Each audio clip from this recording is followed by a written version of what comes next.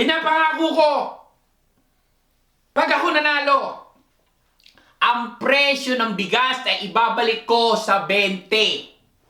May garapata. Pero hindi ito makakain. Ang presyo ng gasolina ay ibabalik ko sa 5 piso. Promise yan. May halong tubig, syempre. 5 piso lang eh. Sa akin, 5 pesos, uuga-uga ang makina nyo. Mga kababayan, gusto ko lang ipaalam sa inyo, ang aking napag-aralan, hindi ako nakatapos ng grade 2, pero mabait ako. Wala akong kinalaman sa gobyerno, pero marunong ako sumayaw. Yan ang kailangan natin para tayo ay mabuhay. Mga kababayan, marami po akong balak sa gobyerno ko na hindi ko pa masyadong napag-iisipan. Pero pag ako binoto nyo, sigurado ako mapag-iisipan ko na. Iboto nyo ako. Ladies and gentlemen, Congressman Berto!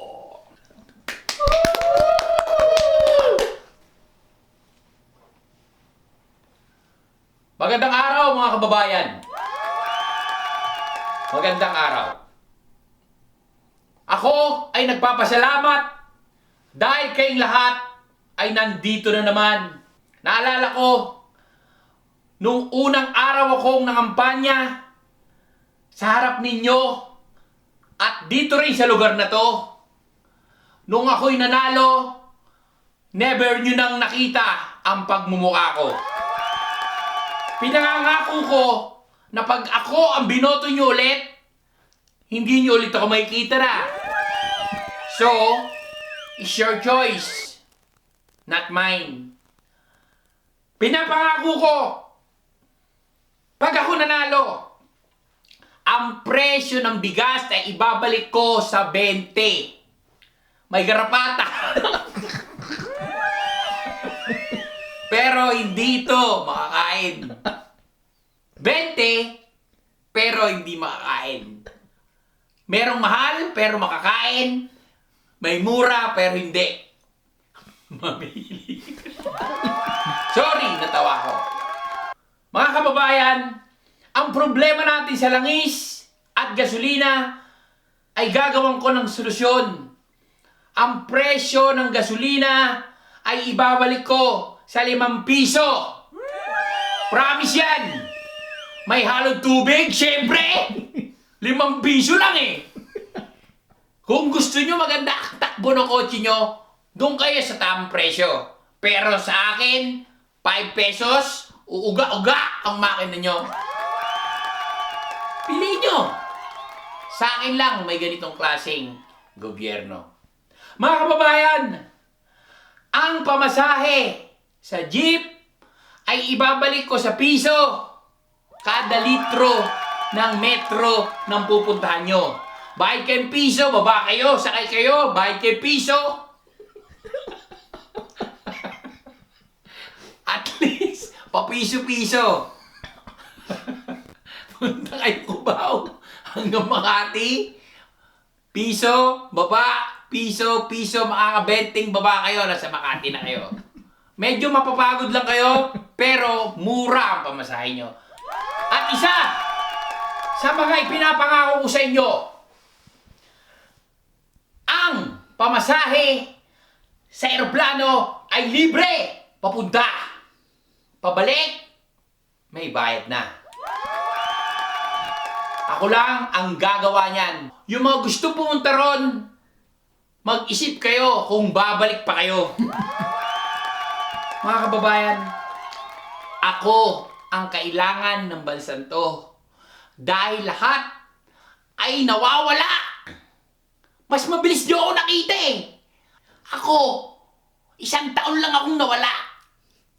Bumalik agad ako rito. Wala na akong pera eh. Tulungan niyo ako. Buuhin natin ang mga pangarap natin. Mga kababayan, hindi ko ginagawa to sa araw-araw ko. ginagawa ko lang to kada eleksyon.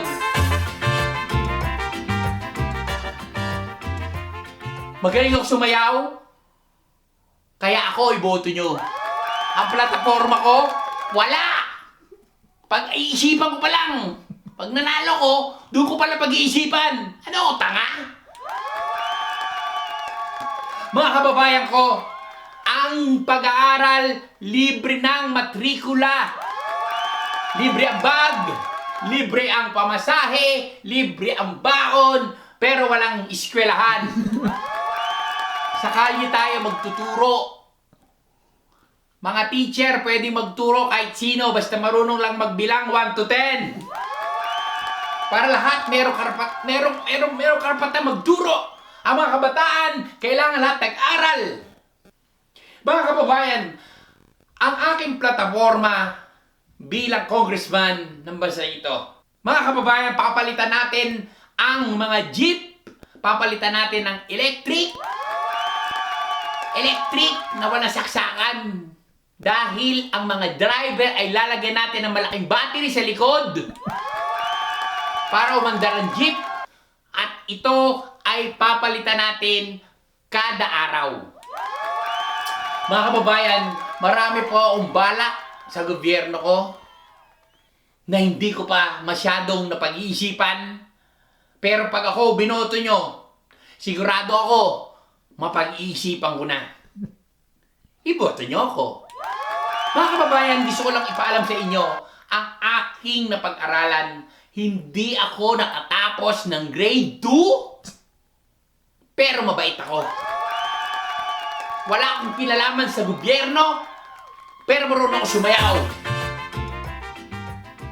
Yan ang kailangan natin para tayo ay mabuhay. Mga kababayan, ipagbabawal ko kumain sa jeep, ipagbabawal ko kumain sa opisina, ipagbabawal ko ang pagkain sa buong bansa para lahat tayo pare-parehos lang tayo ng katawan. Sa ganun, ang ekonomiya natin ay tataas kasi hindi tayo kumakain.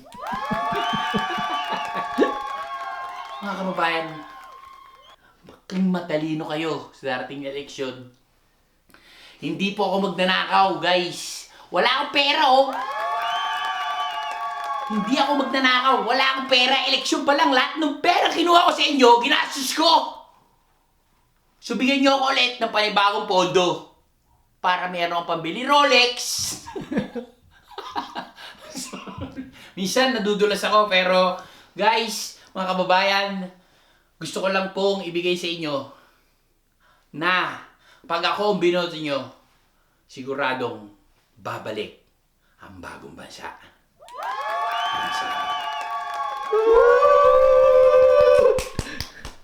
Tricycle?